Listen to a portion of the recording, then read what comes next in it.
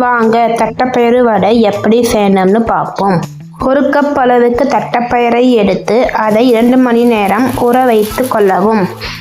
அதன் பிறகு வடைக்கு தேவையான 2 பெரிய வெங்காயம், 1 பச்சை மிளகாய், கருவேப்பிலை, கொத்தமல்லியை எடுத்து கொள்ளவும்.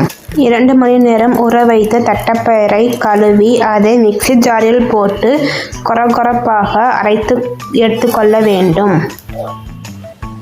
அரைத்த தட்டைப்பயிரை பாத்திரத்தில் போட்டு பொடியாக நறுக்கிய வெங்காயம், பச்சை மிளகாய், கொத்தமல்லி, கருவேப்பிலை மற்றும் 1 டீஸ்பூன் சோம்பு, வடைக்கு தேவையான அளவு உப்பு மற்றும் 1/2 டீஸ்பூன் பெருங்காயத்தூள் சேர்த்து நன்றாக பிசைய வேண்டும்.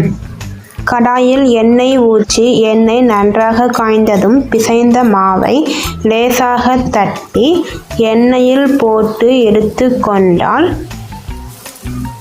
உடம்புக்கு ஹெல்த்தியான தட்டைப்பயிறு வடை ரெடி.